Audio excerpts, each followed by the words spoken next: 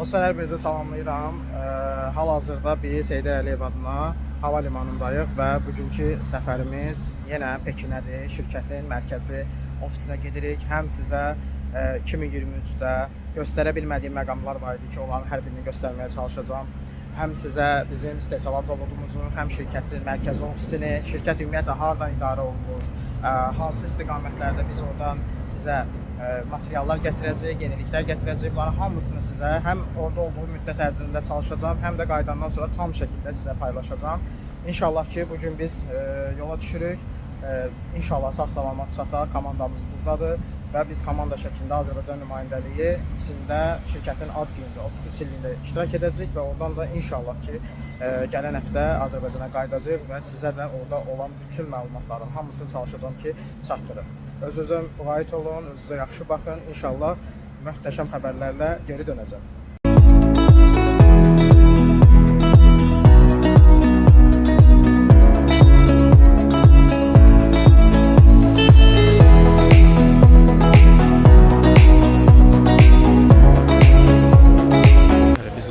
Pekin hava limanındayıq, dəyərli dostlar. Buradan otelimizə keçid eləyəcəyik və sabahdan da inşallah bizim səfərimiz başlayır. Dostlar, bura bizim gördüyünüz, bax, qalacağımız oteldir. Sırf Pekində yerləşən otelimizdir bu hələ ki. Çox möhtəşəm bir şəraiti var. 3 gün, inşallah ki 3 gün biz burada olacaq. 3 gündən sonra da biz Tianjinə yollanacağıq. Çox möhtəşəm bir oteldir. Qeyd edeyim ki, bura Hilton otelin sırf Pekindəki mərkəzidir və çox gözəl bir şəraiti var. Həqiqətən də hər şeyi düşünüblər, hər şeyi. Yəni belə, sabah inşallah bizim Çin Səddi səfərimiz olacaq.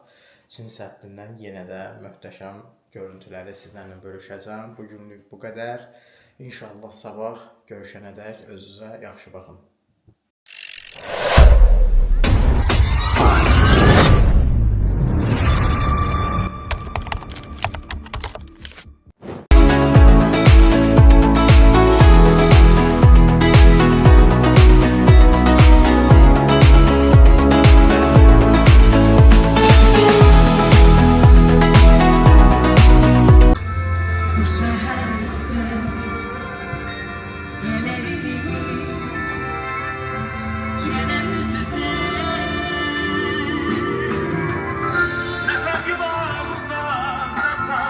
Və artıq Çin Səddindəyik dostlar. İndi hələ ki başlanğıcındayıq. Çalışacağıq ki, buradan biz Çin Səddinə qalxaq. Hər şey möhtəşəmdir. Buranın gərək gəlib özünüz müşahidə eləyəsiniz, özünüz baxasınız. Çox möhtəşəmdir hər şey. Hal-hazırda mən 2023-də Çin Səddinin digər tərəfində olmuşdum. Ora kanatla qalxmışdıq. Bura hal-hazırda piyada qalxacaq və qalxdığımız yolda çalışacağım ki, sizə tam şəkildə göstərim inşallah.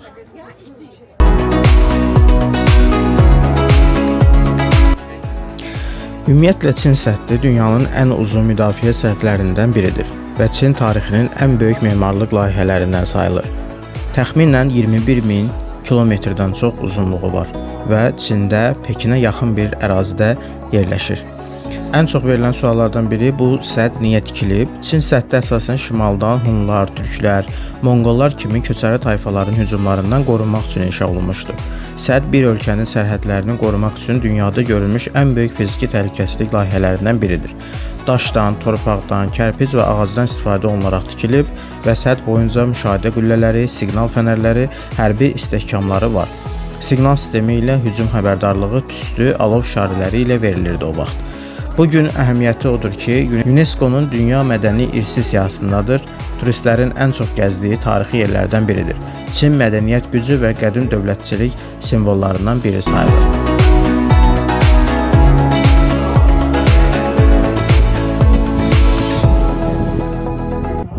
Bəli dostlar, hal-hazırda Çin Səddinin ən təpəsi olmasa da təpə hissəsindəyik.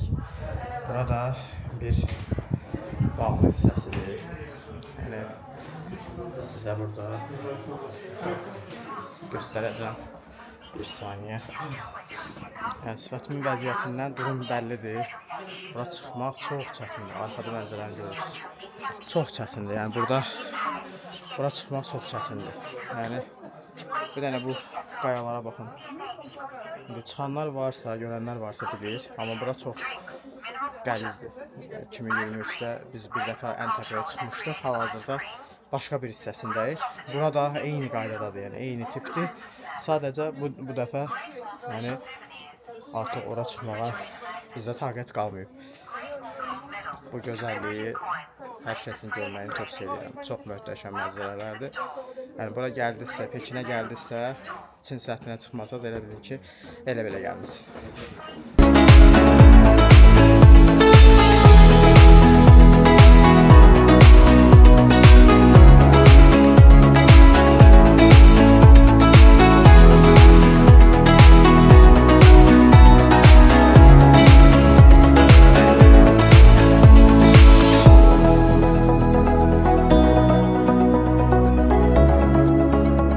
Dostlar, bu məlumatları sizə paylaşmaqda məqsədim odur ki, yəni siz də sırf öz işinizi quraraq, biznes sahəsində, yəni bu bizim sistemin sırf bir istiqamətini seçib, fəaliyyət göstərib, gəlirləri də əldə edə bilərsiniz, dünyada gəzə bilərsiniz. Yəni bu sizin özünüzün əlinizdə olan bir şeydir. Konkret olaraq, yəni öz potensialınızı ortaya qoyursunuz. Özünüz bacarıqlarınızdan istifadə edirsiniz və öz işinizi qurursunuz. Həm dünyanı gəzirsiniz, həm ümumi olaraq həyatdan zövq alırsınız, həm də istədiyiniz pulları qazanırsınız. Yəni sərbəst qrafikiniz, qazancınız, yəni mənim digər videolarımda da səhifəyə girib baxsaz, ancaq bizim sistem haqqında məlumat verirəm və bunun üstün tərəflərini sizə izah edirəm. Bu gün də Çin səthindəyik. Pekindəyik, şirkət hesabına. Sırf şirkətin 33 illiyi üçün bura ad gününə gəlmişik. Əslində Tianjin şəhərinə, baş ofisə gedəcəyik, oradan da sizə materiallar paylaşacağam. Amma hal-hazırdakı vəziyyətdə də biz, şirkət bizi öz ad gününə gəlməyimiz münasibətinə həm də öz şəhərlərində gəzinti turları təşkil edir. Bunlardan biri də Pekindir, biri Çin səddidir, biri Olimpik meydandır. Gedəcəyik. İnşallah Tianjin şəhərində şirkətin baş ofisindən də sizə məlumat paylaşacağam. Yəni bu gözəllikləri sizinlə birlikdə yaşaya bilərik. Hələ də gec deyil. Hələ də qərarınızı verib başlaya bilərsiniz. İnşallah ki, səhifəmə daxil olun, məlumatları oxuyun. Əgər siz də öz işinizi qurmaq, dünyanı gəzmək, sərbəst gəlir qazanmaq istəyirsinizsə, mənimlə əlaqə saxlayın, sizə bizim möhtəşəm sahəmiz haqqında məlumat verim. 服务，不进行赌博，不携带危险品及动物进入景区。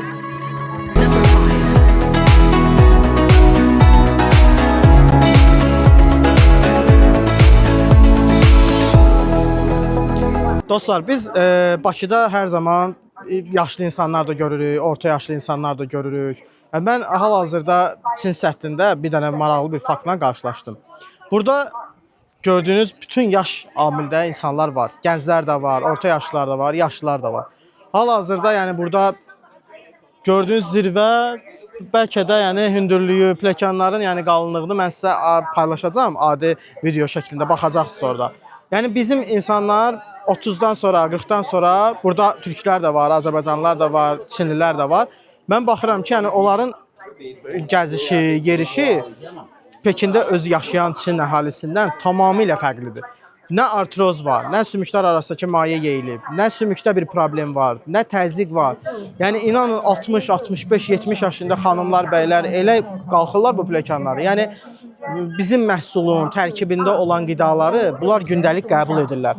Buna görə də onlarda nə sümük problemləri yaranır, nə ürək problemi yaranır, nə damar problemi yaranır. Ona görə də dostlar, hər zaman mən sizə bizim məhsullar, bizim təbabət haqqında məlumatlar vermişəm. Bura gələndən sonra 2023-də bir dəfə olmuşdum. Bu gün də ikinci dəfədir ki, görürəm, yəni bu qidalar sağlamlaşdırıcı qidalardır. Yəni xəstəliyin gözləməyin ki, artsın, sağalaram, dərman içərəm. Xəstələnmədən bunları istifadə edib qarşısını alın.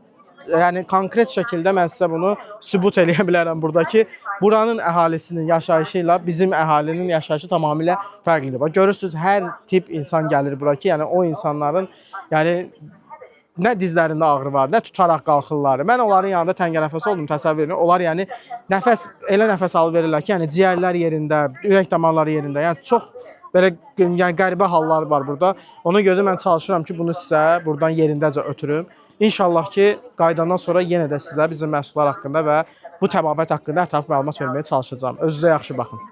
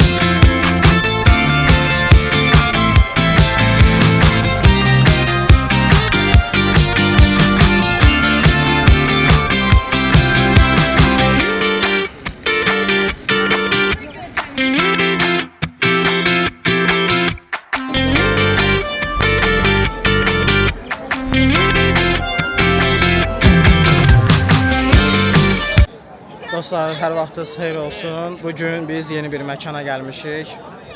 Bura İmperator Sarayı adlanır. İmperator Sarayında hal-hazırda biz komanda şəklində gördüyünüz kimi həm gəzmək, həm məlumat almaq üçün gəlmişik. Çox möhtəşəm bir yerdir. Yəni hal-hazırda məndə tərcümə gedir. İnşallah onu çalışacağam ki, səs yazı şəklində üzərinə qoyum videonun. Yəni çox qədim tarixi var, çox möhtəşəm tarixi var. Bura gələnlər bilirlər. Yəni bu sırf 600 illik bir tarixi var. İnşallah ki, yəni onunla bağlı səs yazını mən sizə üzərinə yerləşdirəcəm. Oradan qulaq asarsınız.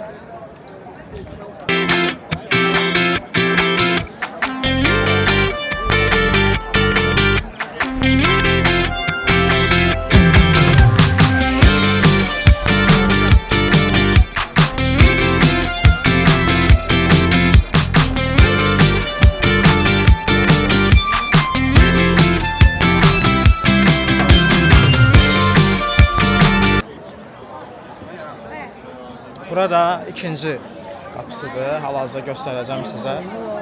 İmperator Sarayının ikinci qapısıdır. Burada 10 qapıdan ibarətdir. Mən 2023-də olan hər birini gəzmişəm. Bugün burada xalq bayramı var. Ona görə bizi müəyyən bir hissədən sonra buraxdılar. İndi mən sizə insanlara göstərəcəm. Görün nə qədər insan bura axın edir. İmperator Sarayı Pekindəki ən məşhur və Qadağan şəhər adlanan ərazilərdən biridir.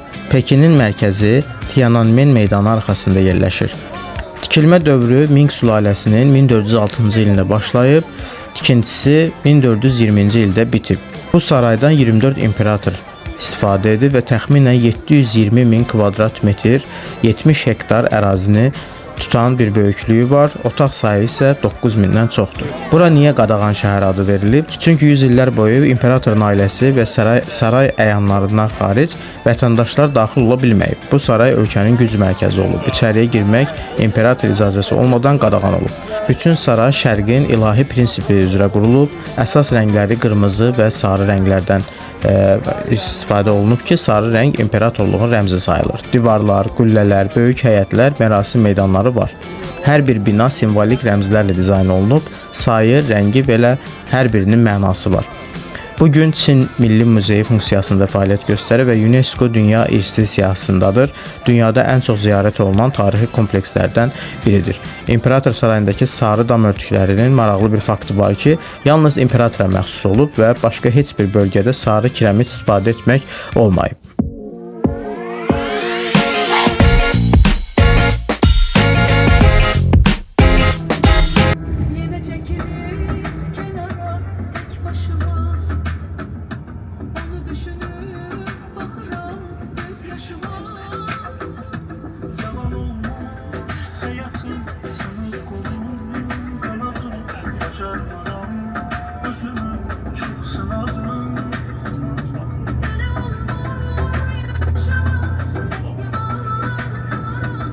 vaxtınız xeyir olsun, dəyərli dostlar. Bizim səyahətimiz davam edir. Bugün çox möhtəşəm bir yerə gəlmişik, gördüyünüz kimi. Belə bir göl kənarıdır. Və bugün artıq bizim Pekindəki son günümüzdür. Biz buradan Tianjin şəhərinə keçəcəyik və bizim artıq işlə bağlı olan tədbirimiz başlayacaq. Bugün Pekində möhtəşəm bir yerdəyik. Yəni bu səyahətləri, bu gözəllikləri bizə təbii ki şirkətin sistemi yaşadır. Buna görə də Tianjin şirkəti tam şəkildə artıq 7 ildir fəaliyyət göstərirəm və bir neçə ölkədə olmuşam. Yəni bunu sözlə ifadə etmək mümkün deyil. Gərək sistemin içində olasınız, onun mahiyyətini başa düşəsiniz və ona uyğun şəkildə çalışasınız. Bu gözəlliyə bir dənə baxın. Bəzən bura üçün bir çox məlumatlar deyirlər, ay qoxusu, yeməkləri falan. Yəni hər şey möhtəşəmdir, yəni hər şey. Yeməkləri də, şəraiti də, hər bir şey möhtəşəmdir. Yəni gəlsəniz Pekində gəziləsi yerlər çoxdur. Deməli bu göl Pekinin mərkəzində yerləşən məşhur göllər kompleksinin, yəni 3 dənə kompleksə daxil olan göl var ki, onlardan biridir. Bu göl ən məşhuru və ən canlı olan hissədir. Hohai adı ilə məşhurdur. Bura Pekinin ən qədim yerlərindən sayılır və tarixən Çin imperator ailəsinə yaxın məkanlar olduğu üçün burada çoxlu köhnə hutonqlar, qədim memarlıq elementləri, köhnə bağlar və köhnə körpülər qalmışdır.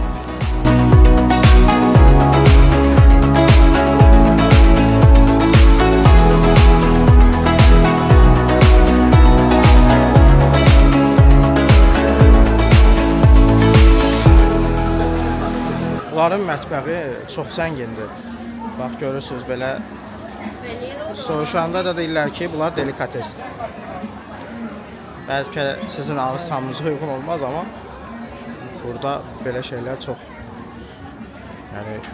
ləzzətli sayılır. Niyə bu qədər məşhurdur? Çünki bu göl küçə ətrafı göl sayılır və burada gündüz həm sakit yürüyüş etmək, həm də gecə vaxtı restoranlar, barlarda istirahət üçün insanlar istifadə edib. Pekinə gələn turistlərin isə ən çox gəzdiyi göl sahili zonalarından biridir. Söyüd ağacları, su qayıqları, tarixi küçələr, velosipedlər Pekinin lokal life atmosferini ən yaxşı verən yerlərdən biridir. Göl Pekinin əsas küçələrindən birində və qadağan olunmuş şəhər adlanan və qüllələr adlanan binalarından çox uzaqda deyil. Göl ətrafı piyada səyahət etmək, velosiped kirayə eləmək, qayıq icarəsi, klassik Çin küçə qidalarını dadmaq, axşam bar, street gəzintisi, fotolar və şəhər kontent yaratmaq üçün ideal yerlərdən biridir. Yuan, Ming və Qing sülalələri dövründən qalan ənənəvi həyətlər və qədim villalar bu ərazidə yerləşib, vaxtilə Pekin aristokratiyasının istirahət zonası olub.